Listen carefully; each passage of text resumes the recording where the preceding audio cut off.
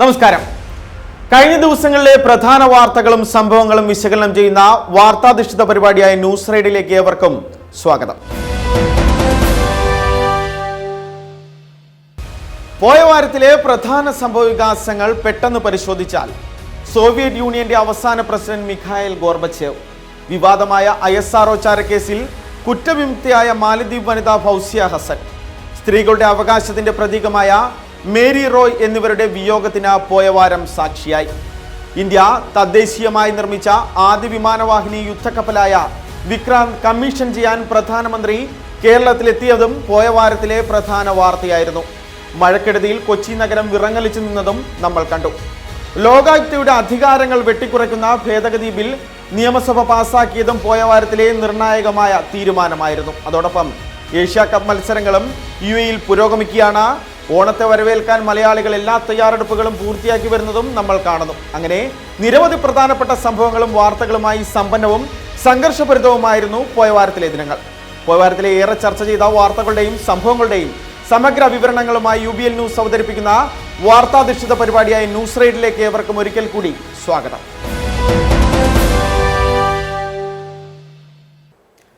News റൈഡിൽ ഇന്നാദ്യം ചരിത്രമാണ് സംസാരിക്കുന്നത്. Mikhail Gorbachev ലോകത്തോട് വിട പറയുമ്പോൾ മായുന്നത് ഒരു ചരിത്രമാണ്. മരിക്കുമ്പോൾ 91 വയസ്സായിരുന്നു അദ്ദേഹത്തിന്. ഏറെക്കാലമായി രോഗബാധിതനായിരുന്നു. വൃക്കരോഗത്തിന് ചികിത്സയിലായിരിക്കെ സ്വകാര്യ ആശുപത്രിയിൽ വെച്ചായിരുന്നു അന്ത്യം. സോവിയറ്റ് യൂണിയന്റെ അവസാന പ്രസിഡന്റായിരുന്നു മിഖായിൽ ഗോർബച്ചേവ്. സോവിയറ്റ് കമ്മ്യൂണിസ്റ്റ് പാർട്ടിയുടെ ജനറൽ സെക്രട്ടറിയുമായിരുന്നു. സോവിയറ്റ് യൂണിയനെ ജനാധിപത്യവൽക്കരിക്കാൻ ശ്രമിച്ച നേതാവാണ് മിഖായിൽ ഗോർബച്ചേവ്. വിവിധ വിഷയങ്ങളിൽ പാർട്ടിക്കുള്ളിൽ നിന്ന് തന്നെ അദ്ദേഹം നിശിതമായി വിമർശിക്കപ്പെട്ടിട്ടുണ്ട്. ലോകരാഷ്ട്രീയത്തിന്റെ ഭാഗതയും നിർണയിച്ച ആളും കൂടിയായിരുന്നു ഗോർബച്ചേവ്. രാഷ്ട്രീയത്തിൽ നിന്ന് മാറി സാമൂഹ്യ ഇടപെടലുകളുമായി കഴിയുകയായിരുന്നു അവസാന കാലങ്ങളിൽ മിഖായിൽ ഗോർബച്ചേവ്. ശീതയുദ്ധം അവസാനിപ്പിച്ച ലോക നേതാവ് കൂടിയായിരുന്നു അദ്ദേഹം. 1990-ൽ സമാധാനത്തിനുള്ള നോബൽ സമ്മാനം അദ്ദേഹത്തെ തേടിയെത്തി. ചരിത്ര പ്രസിദ്ധമായ പെരിസ്ട്രോയിക്ക, ഗ്ലാസ്നോസ്റ്റ് സിദ്ധാന്തങ്ങൾ അവതരിപ്പിച്ച ആളും കൂടിയായിരുന്നു അദ്ദേഹം. പലതവണ വധശ്രമങ്ങളിൽ നിന്ന് മിഖായിൽ ഗോർബച്ചേവ് രക്ഷപ്പെട്ടിട്ടുണ്ട്. മിഖായിൽ ഗോർബച്ചേവിന്റെ അന്ത്യത്തിൽ ലോക നേതാക്കളടക്കം അനുശോചനം രേഖപ്പെടുത്തി. ഇന്ന് കാണുന്ന ലോകക്രമത്തിന്റെ മാറ്റങ്ങളിൽ ഒരു നിർണായക പങ്കുവഹിച്ച ചരിത്ര പുരുഷനാണ് വിട പറഞ്ഞത്. മിഖായിൽ ഗോർബച്ചേവിന്റെ ജീവിതം പരിശോധിക്കുകയാണ് ന്യൂസ് റൈഡിൽ ആദ്യം.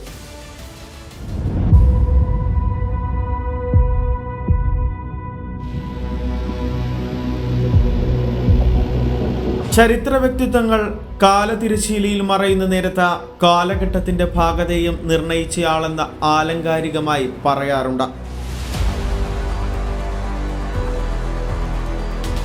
പക്ഷേ മിഖായിൽ ഗോർബച്ചേവ് അക്ഷരാർത്ഥത്തിൽ അതായിരുന്നു. 19-ാം നൂറ്റാണ്ടിന്റെ അവസാന പാദം സോവിയറ്റ് അനന്തരം എന്ന ചരിത്ര സന്ദർഭമായി മാറിത്തീർന്ന നയങ്ങൾ സ്വീകരിച്ച നേതാവായിരുന്നു ഗോർബച്ചേവ്. ആധുനിക ലോക രാഷ്ട്രീയം സ്തംഭിച്ചു നിന്ന 1991-ലെ ക്രിസ്മസ് രാത്രി മോസ്കോയിലെ ക്രെംലിൻ കൊട്ടാരത്തിന് മുകളിൽ നിന്ന് ചെങ്കൊടി ഇറങ്ങിയ ദിവസം. മഹത്തായ സോവിയറ്റ് യൂണിയൻ 15 രാജ്യങ്ങളായി ചിതറി. അനുരണനങ്ങൾ ചെറുതല്ലായിരുന്നു.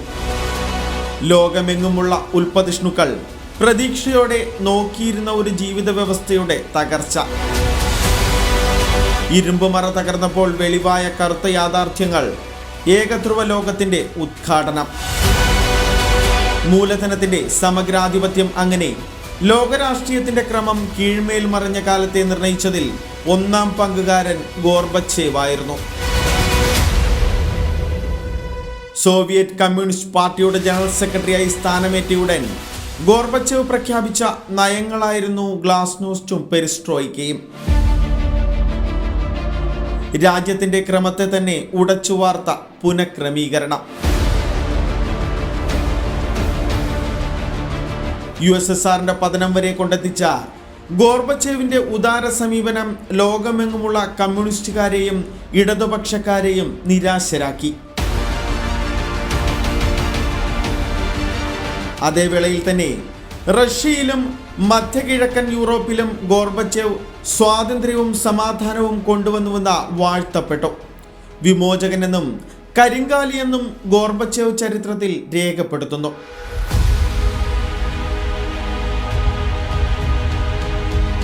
ഏതായാലും അമേരിക്കയും റഷ്യയും തമ്മിൽ നിലനിന്ന ശീതയുദ്ധത്തിന്റെ വിരാമത്തിനും ആ ചരിത്ര സന്ദർഭം കാരണമായി. അതിനാൽ സമാധാനത്തിനുള്ള നോബൽ സമ്മാനം വരെ ഗോർബച്ചേവിനെ തേടിയെത്തിയിരുന്നു. റഷ്യ ഉക്രൈൻ പ്രശ്നത്തിൽ ഇടപെടുന്നവർ ചരിത്രത്തിൽ നേരിട്ടിട്ടില്ലാത്ത പ്രതിസന്ധി നേരിടേണ്ടി വരുമെന്ന മുന്നറിയിപ്പ് നൽകുന്ന പുടിന്റെ പുതിയ കാലമാണിത്. നിങ്ങൾ രാഷ്ട്രീയത്തിൽ ഇടപെട്ടില്ലെങ്കിൽ രാഷ്ട്രീയം നിങ്ങളിൽ ഇടപെടുമെന്ന് പറഞ്ഞത് വ്ളാഡിമിർ ലെനിനാണ്. 91 വയസ്സിൽ ഗോർബച്ചേവ് കഥാവശേഷനാകുമ്പോൾ പ്രസക്തമാകുന്ന വാചകം.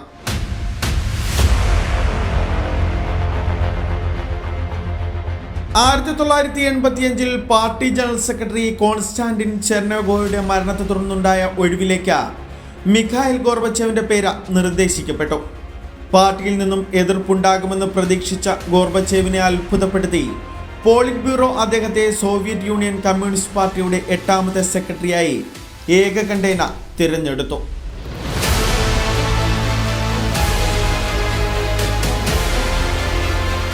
ഒടുവിൽ മിഖായിൽ ഗോർബച്ചേവും ഈ ലോകത്തോട് വിട പറഞ്ഞു.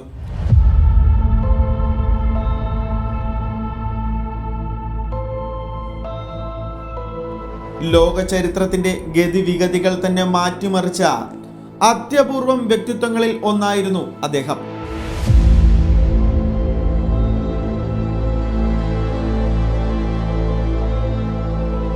Soviet communist party general secretary, Soviet യൂണിയന്റെ അവസാനത്തെ പ്രസിഡന്റ്, 90കളിൽ ലോകരാഷ്ട്രീയത്തിന്റെ ഭാഗതയും നിർണയിച്ച വ്യക്തി, സോവിയറ്റ് യൂണിയനെ ജനാധിപത്യവൽക്കരിക്കാൻ ശ്രമിച്ച വ്യക്തി, ശീതയുദ്ധം അവസാനിപ്പിച്ച ലോക നേതാവ്, സമാധാനത്തിനുള്ള നോബൽ സമ്മാനം നേടിയ വ്യക്തി എന്നീ നിലകളിൽ അദ്ദേഹം പ്രസിദ്ധനാണ്. പെരിസ്ട്രോയിക്ക, ഗ്ലാസ്നോസ്റ്റ് എന്നീ സിദ്ധാന്തങ്ങൾ ലോകത്തിന് മുന്നിൽ അവതരിപ്പിച്ചയാൾ. അങ്ങനെ റഷ്യയുടെയും ലോകരാഷ്ട്രീയത്തിന്റെയും ഗതിവിഗതികളെ നിയന്ത്രിച്ചിരുന്ന വ്യക്തിത്വമായിരുന്നു മിഖായിൽ ഗോർബച്ചേവ് എന്ന സോവിയറ്റ് യൂണിയന്റെ അവസാന പ്രസിഡന്റ്. ഒടുവിൽ 91ാമത്തെ വയസ്സിൽ അനാരോഗ്യത്തെ തുടർന്ന് അന്തരിക്കുമ്പോൾ സ്വന്തം രാജ്യത്ത് അദ്ദേഹം കൊണ്ടുവരാൻ ശ്രമിച്ച ജനാധിപത്യ മൂല്യങ്ങളിൽ നിന്ന് റഷ്യ പിന്നോക്കം നടക്കാൻ ആരംഭിച്ചു കഴിഞ്ഞിരുന്നു. റഷ്യൻ വംശീയതയ്ക്ക് രാജ്യത്ത് ശക്തമായ വേരോട്ടം ലഭിച്ചു കഴിഞ്ഞു. പഴയ KGB ഉദ്യോഗസ്ഥനായ വ്ളാഡിമിർ പുടിന് കീഴിൽ റഷ്യ സാമ്രാജ്യത്വ മോഹങ്ങൾ പൊടിതട്ടിയെടുത്തു തുടങ്ങി. ചരിത്രം മറ്റൊരു ദിശയിലേക്കുള്ള പ്രയാണം ആരംഭിച്ചു കഴിഞ്ഞു. അമേരിക്കയുടെ ക്യാപിറ്റലിസ്റ്റ് തന്ത്രങ്ങൾക്ക് ഒരു ബദൽ എന്ന നിലയിലായിരുന്നു 90കളുടെ തുടക്കം വരെ ലോകം റഷ്യയെ കണ്ടിരുന്നത്. എന്നാൽ മിഖായിൽ ഗോർബച്ചേവ് ഒറ്റ രാത്രി കൊണ്ട് ലോകത്തിന്റെ വ്യവസ്ഥയെ തന്നെ മാറ്റിമറിക്കുകയായിരുന്നു.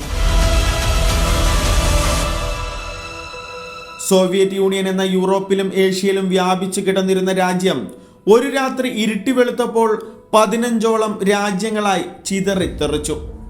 ഒരേ സമയം അദ്ദേഹം ലോകത്തിന് മറ്റൊരു ആശയധാരയെ പരിചയപ്പെടുത്തിയെങ്കിലും ചരിത്രത്തിന്റെ കുഴമറിച്ചിലിൽ മിഖായിൽ ഗോർബച്ചേവിനെ ഒരേ സമയം നായകനും വില്ലനുമാക്കി മാറ്റി.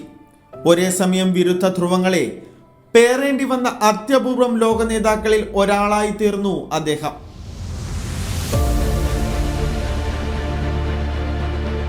ആരായിരുന്നു മിഖായിൽ ഗോർബച്ചേവ് എന്ന് പരിശോധിച്ചാൽ മിഖായേൽ സർജീവിയേച്ച് ഗോർബച്ചേവ് എന്നാണ് അദ്ദേഹത്തിന്റെ മുഴുവൻ പേര്. 1931 മാർച്ച് 2 അന്നത്തെ സോവിയറ്റ് യൂണിയനിലെ ഒരു റിപ്പബ്ലിക്കായ റഷ്യൻ സോവിയറ്റ് ഫെഡറേറ്റീവ് സോഷ്യലിസ്റ്റ് റിപ്പബ്ലിക്കിലെ പ്രിവോൾനോയ് ഗ്രാമത്തിലാണ് മിഖായിൽ ഗോർബച്ചേവ് ജനിച്ചത്. ആ കാലത്തും പ്രിവോൾനോയെ വംശീയതയുടെ പേരിൽ റഷ്യൻ, യുക്രൈൻ എന്നിങ്ങനെ ഏതാണ്ട് തുല്യമായി വിഭജിക്കപ്പെട്ടിരുന്നു. ഗോർബച്ചേവിന്റെ പിതാവ് സെർജി ആൻഡ്രേവ് റഷ്യൻ വംശജനും അമ്മ മരിയ പന്തലേവ്ന ഗോർബച്ചേവ് യുക്രൈൻ വംശജയുമാണ്. ദരിദ്ര കർഷക കുടുംബത്തിൽ ജനിച്ച കുട്ടിക്ക് വിക്ടർ എന്നായിരുന്നു ആദ്യ പേര്. എന്നാൽ അമ്മയുടെ നിർബന്ധത്തിൽ ഓർത്തഡോക്സ് ക്രിസ്ത്യാനിയായി കൊച്ചു വിക്ടറിനെ ജ്ഞാനസ്നാനം നടത്തി. അന്നു മുതൽ അദ്ദേഹം മിഖായിൽ എന്ന് വിളിക്കപ്പെട്ടു. കോംസാമോൾ എന്നറിയപ്പെട്ടിരുന്ന യങ് കമ്മ്യൂണിസ്റ്റ് ലീഗിൽ തന്റെ 15ാമത്തെ വയസ്സിൽ മിഖായിൽ അംഗമായി. 1952 മോസ്കോ സ്റ്റേറ്റ് യൂണിവേഴ്സിറ്റിയിലെ ലോ സ്കൂളിൽ ചേർന്ന മിഖായിൽ അവിടെ വെച്ച സോവിയറ്റ് കമ്മ്യൂണിസ്റ്റ് പാർട്ടിയിൽ അംഗമായി. 1955 നിയമത്തിൽ ബിരുദം നേടിയ അദ്ദേഹം പാർട്ടിയുടെ ഏറ്റവും താഴെ തട്ടിൽ നിന്നാണ് തന്റെ രാഷ്ട്രീയ ജീവിതം തുടങ്ങിയത്. 1970 39ാമത്തെ വയസ്സിൽ മിഖായിൽ പ്രാദേശിക പാർട്ടി കമ്മിറ്റിയുടെ സെക്രട്ടറിയായി തെരഞ്ഞെടുക്കപ്പെട്ടു.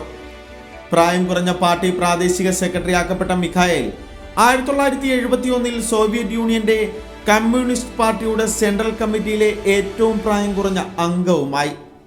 ജീവചരിത്രകാരനായ സോറസ് മധുദേവ് പറയുന്നത് ഗോർബച്ചേവ് ഇപ്പോൾ പാർട്ടിയുടെ സൂപ്പർ എലൈറ്റിൽ ചേർന്നു എന്നാണ്. എന്നാൽ ആദ്യകാലത്ത് മിഖായിലിനെതിരെ വലിയ തോതിൽ വിമർശനങ്ങൾ ഉയർന്നു.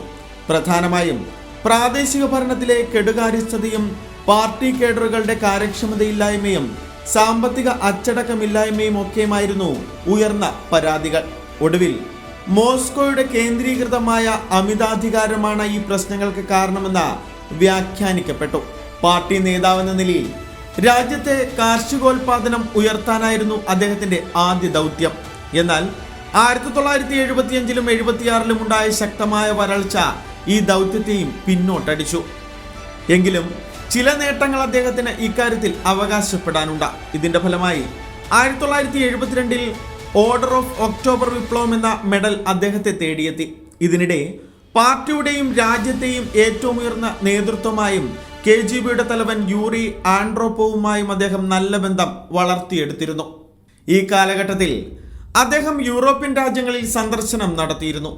പടിഞ്ഞാറൻ രാജ്യങ്ങളിൽ സ്വന്തം നേതാക്കൾക്കെതിരെ യൂറോപ്യൻ രാഷ്ട്രീയ നേതൃത്വങ്ങൾ വിമർശനങ്ങൾ ഉന്നയിക്കുന്നതിൽ മിഖായിൽ ആശ്ചര്യം പൂണ്ടു. അന്നും റഷ്യയിൽ സ്വതന്ത്ര വിമർശനം അനുവദനീയമായിരുന്നില്ല. ഭാര്യയുമൊത്ത താൻ നടത്തിയ ഈ യൂറോപ്യൻ സന്ദർശനങ്ങൾ ബൂർഷ്വാ ജനാധിപത്യത്തെക്കാൾ സോഷ്യലിസ്റ്റിന്റെ ശ്രേഷ്ഠതയിലുള്ള ഞങ്ങളുടെ മുൻകാല വിശ്വാസത്തെ ഇളക്കിമറിച്ചു എന്ന് അദ്ദേഹം പിന്നീട് എഴുതി.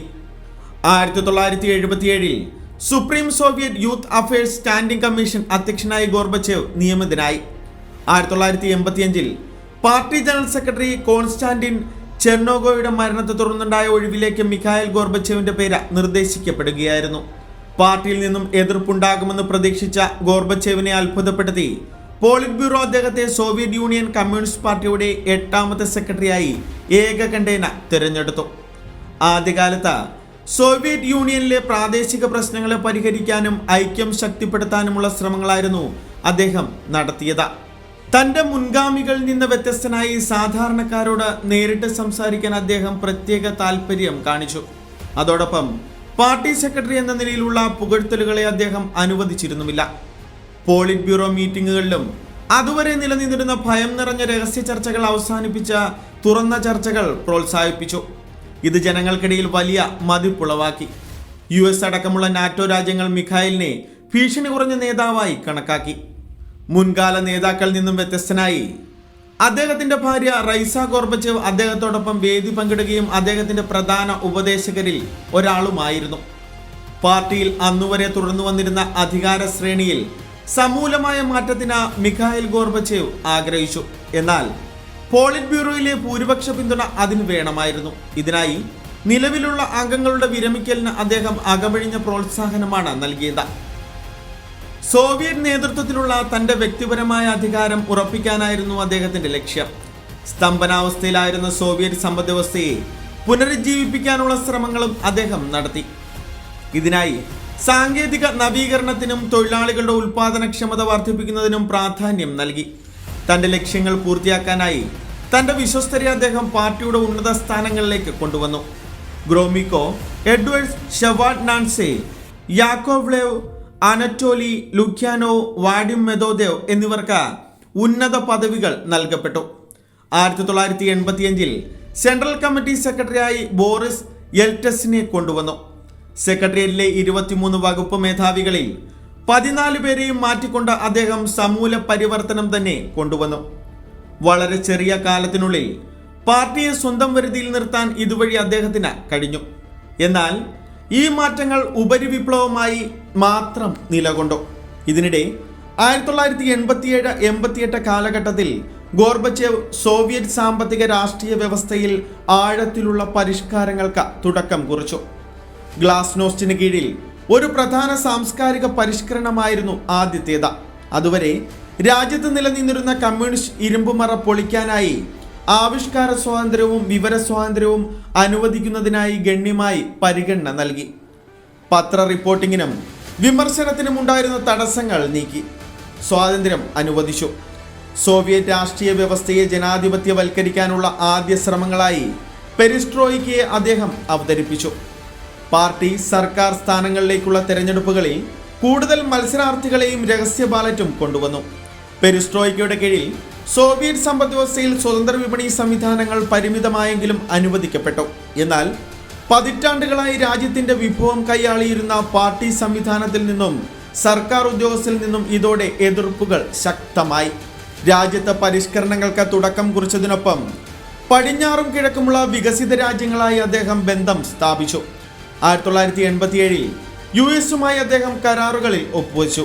ഇതിന്റെ ഫലമായി US-ന്റെ കൈവശമുള്ള ഇന്റർമീഡിയറ്റ് റേഞ്ച് ന്യൂക്ലിയർ ഡിപ്പ് മിസൈലുകൾ നശിപ്പിക്കാൻ റൊണാൾഡ് റീഗൻ സമ്മതിച്ചു. 9 വർഷത്തെ അധിനിവേശത്തിന് ശേഷം 1988-89 സോവിയറ്റ് സൈന്യം അഫ്ഗാനിസ്ഥാനിൽ നിന്ന് പിൻവാങ്ങി. സർക്കാരിന്റെ ലെജിസ്ലേറ്റീവ് എക്സിക്യൂട്ടീവ് വിഭാഗങ്ങളിൽ നിന്ന് പാർട്ടിയുടെ നിയന്ത്രണം നീക്കാനായി USSR കോൺഗ്രസ് ഓഫ് പീപ്പിൾസ് ഡെപ്യൂട്ടീവ്സ് എന്ന പേരിൽ ഒരു പുതിയ ദ്വിസഭ പാർലമെന്റ് രൂപീകരിച്ചു. അധികാര സ്ഥാനങ്ങളിലേക്ക് ജനങ്ങൾക്ക് നേരിട്ട് മത്സരിക്കാൻ അനുവാദം നൽകി. ഇങ്ങനെ തിരഞ്ഞെടുക്കപ്പെട്ട സുപ്രീം സോവിയറ്റിന്റെ ചെയർമാനായി അദ്ദേഹം തിരഞ്ഞെടുക്കപ്പെടുകയും ദേശീയ പ്രസിഡന്റ് സ്ഥാനം നിലനിർത്തുകയും ചെയ്തു. സോവിയറ്റ് യൂണിയന്റെ പരമാധികാരമായതോടെ 1989 അവസാനത്തിലും 1990 ആദ്യത്തിലും യൂറോപ്പിന്റെ രാഷ്ട്രീയ ഘടനയെ മാറ്റിമറിച്ച ശീതയുദ്ധത്തിന്റെ അവസാനത്തിന് തുടക്കം കുറിക്കാൻ അദ്ദേഹം തീരുമാനിച്ചു. ഇതിന്റെ ഭാഗമായി 1989 കിഴക്കൻ യൂറോപ്പിലെ സോവിയറ്റ് ബ്ലോക്ക് രാജ്യങ്ങളിലെ പരിഷ്കരണവാദികളായ കമ്മ്യൂണിസ്റ്റുകൾക്ക് അദ്ദേഹം അകമഴിഞ്ഞ പിന്തുണ നൽകി. എന്നാൽ അതുവരെ കമ്മ്യൂണിസ്റ്റ് ഭരണകൂടങ്ങളിൽ നിലനിന്നിരുന്ന രഹസ്യാത്മകതയ്ക്ക് കോട്ടം തട്ടിത്തുടങ്ങിയതോടെ കിഴക്കൻ യൂറോപ്പിലെ കമ്മ്യൂണിസ്റ്റ് രാജ്യങ്ങളിലെ ഭരണകൂടങ്ങൾ തകർന്നു. ഗോർബച്ചേവിന് ഈ തോൽവികളെ നിശബ്ദമായി അംഗീകരിക്കേണ്ടി വന്നു. 89-90 കാലഘട്ടത്തിൽ കിഴക്കൻ ജർമ്മനി, പോളണ്ട്, ഹംഗറി, ചെക്കോസ്ലോവാക്യ എന്നിവിടങ്ങളിൽ ജനാധിപത്യപരമായി തിരഞ്ഞെടുക്കപ്പെട്ട കമ്മ്യൂണിസ്റ്റ് ഇതര സർക്കാരുകൾ അധികാരത്തിൽ വന്നപ്പോൾ ഗോർബച്ചേവ് ആ രാജ്യങ്ങളിൽ നിന്ന് സോവിയറ്റ് സൈനികരെ ഘട്ടം ഘട്ടമായി പിൻവലിച്ചു തുടങ്ങി. 1990 വേനൽക്കാലത്ത് അദ്ദേഹം പശ്ചിമ ജർമ്മനിയുമായി കിഴക്കൻ ജർമ്മനിയുടെ പുനരേകീകരണത്തിന് സമ്മതിച്ചു. അതോടൊപ്പം ജർമ്മനിയെ സോവിയറ്റ് യൂണിയന്റെ ദീർഘകാല ശത്രുവായ US നേതൃത്വത്തിലുള്ള നോർത്ത് അറ്റ്ലാന്റിക് ട്രീറ്റി ഓർഗനൈസേഷനിൽ അംഗമാകാൻ അനുവദിച്ചു. കമ്മ്യൂണിസ്റ്റ് ഭരണകൂടങ്ങളിൽ നിലനിന്നിരുന്ന ഭരണകൂട ഇരുമ്പുമറ തകർത്ത അവിടെ ജനാധിപത്യ പരിഷ്കരണത്തിന് ശ്രമം നടത്തിയതിന്റെ പേരിൽ 1990 ഗോർബച്ചേവിന് സമാധാനത്തിനുള്ള നോബൽ സമ്മാനം ലഭിക്കുകയായിരുന്നു. കമ്മ്യൂണിസ്റ്റ് ഭരണകൂടങ്ങളിൽ ജനാധിപത്യ ക്രമത്തിനുള്ള ഗോർബച്ചേവിന്റെ ശ്രമം സോവിയറ്റ് യൂണിയനിൽ ആഭ്യന്തര കലാപത്തിന് വഴിതെളിച്ചു. അസർബൈജാനിലും ജോർജിയയിലും ഉസ്ബെക്കിസ്ഥാനിലും ആഭ്യന്തര കലാപത്തിന് ആക്കം കൂടിയപ്പോൾ ലിത്വാനിയ സ്വാതന്ത്ര്യ പ്രക്ഷോഭങ്ങൾ ആരംഭിച്ചു. ഇതോടെ 1989-90 കാലഘട്ടത്തിൽ നിരവധി സെൻട്രൽ ഏഷ്യൻ റിപ്പബ്ലിക്കുകളിലെ രക്തരൂക്ഷിത വംശീയ കലഹങ്ങൾ അടിച്ചമർത്താൻ ഗോർബച്ചേവിന് സൈന്യത്തെ ഇറക്കേണ്ടി വന്നു. അതേസമയത്ത് തന്നെ USSRൽ നിന്ന് റിപ്പബ്ലിക്കുകളെ നിയമപരമായി വേർപെടുത്താൻ കഴിയുന്ന ഭരണഘടനാ സംവിധാനങ്ങൾക്കും അദ്ദേഹം രൂപം നൽകി. CPSUവിന്റെ അധികാരം ക്ഷയിച്ചു വരുന്നതിനൊപ്പം 1990 ഗോർബച്ചേവ് പാർട്ടിയിൽ നിന്ന് തെരഞ്ഞെടുക്കപ്പെട്ട സർക്കാർ സ്ഥാപനങ്ങളിലേക്ക് അധികാരം കൈമാറ്റം ചെയ്യുന്ന നടപടി ശക്തമാക്കി. തുടർന്ന് 1990 മാർച്ചിൽ കോൺഗ്രസ് ഓഫ് പീപ്പിൾസ് ഡെപ്യൂട്ടീവ്സ് അദ്ദേഹത്തെ വിപുലമായ എക്സിക്യൂട്ടീവ് അധികാരങ്ങളോടെ USSRന്റെ പുതിയ പ്രസിഡന്റ് സ്ഥാനത്തേക്ക് തെരഞ്ഞെടുത്തു. സോവിയറ്റ് യൂണിയനിൽ കമ്മ്യൂണിസ്റ്റ് പാർട്ടിക്ക് ഭരണഘടനാപരമായി ഉറപ്പു നൽകിയ രാഷ്ട്രീയ അധികാര കുത്തക ഗോർബച്ചേവിന്റെ നേതൃത്വത്തിൽ കോൺഗ്രസ് നിർത്തലാക്കി. ഇത് മറ്റ് രാഷ്ട്രീയ പാർട്ടികളെ രാജ്യത്ത് നിയമവിധേയമാക്കുന്നതിന് വഴിയൊരുക്കി. സോവിയറ്റ് ഭരണകൂടത്തിന്റെ ഭാഗമായിരുന്ന ഏകാധിപത്യ പ്രവണതയെ ഇല്ലാതാക്കി ജനാധിപത്യത്തെ പുനഃസ്ഥാപിക്കുന്നതിൽ അദ്ദേഹം ചെറിയ തോതിലെങ്കിലും വിജയിച്ചു. എന്നാൽ കേന്ദ്രീകൃത ഭരണകൂടത്തിന്റെ പിടിയിൽ നിന്ന് സോവിയറ്റ് സമ്പദ് വ്യവസ്ഥയെ മോചിപ്പിക്കാൻ അദ്ദേഹം തയ്യാറായില്ല. സ്വകാര്യ ഉടമസ്ഥതയിലേക്കും സ്വതന്ത്ര വിപണി സംവിധാനങ്ങളിലേക്കുമുള്ള നിർണായകമായ മാറ്റത്തെ ഗോർബച്ചേവ് എതിർത്തു.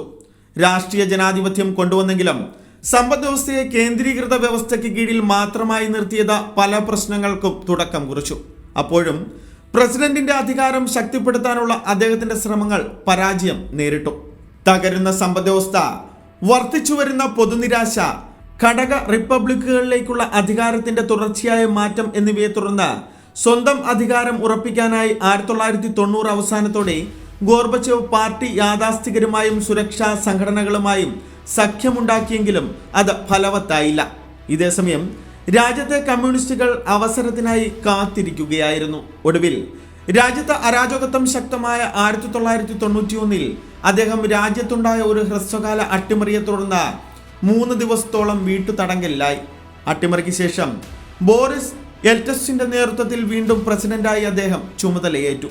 ഈ സമയത്ത് അദ്ദേഹം കേന്ദ്ര കമ്മിറ്റി പിരിച്ചുവിടുകയും KGBയുടെയും സായുധ സേനയുടെയും മേലുള്ള പാർട്ടിയുടെ നിയന്ത്രണം ഇല്ലാതാക്കാനുള്ള നടപടികളെ പിന്തുണയ്ക്കുകയും ചെയ്തു.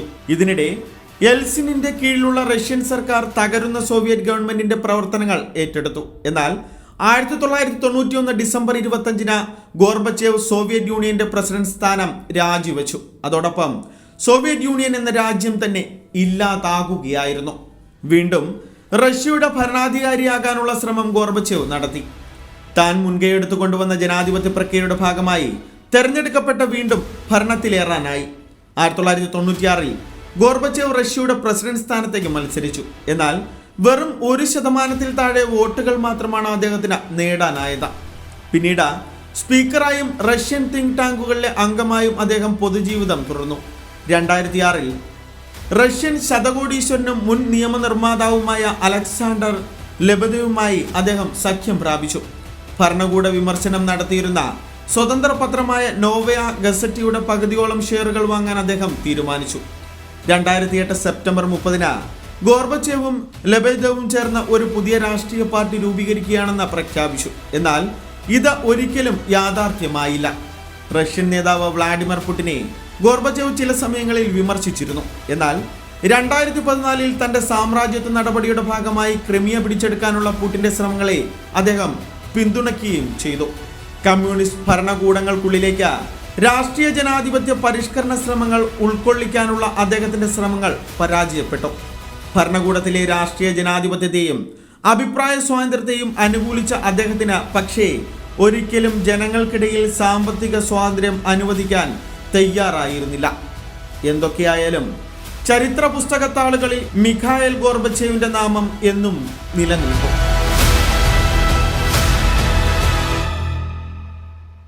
ഇന്ത്യ തദ്ദേശീയമായി നിർമ്മിച്ച വിമാനവാഹിനി യുദ്ധക്കപ്പലായ INS വിക്രാന്ത് പ്രധാനമന്ത്രി രാജ്യത്തിന് സമർപ്പിച്ചു. ഈ വാർത്തയുടെ കൂടുതൽ വിവരങ്ങൾ ന്യൂസ് റൈഡിൽ കാണാം. ഒരു ഇടവേളയ്ക്ക് ശേഷം.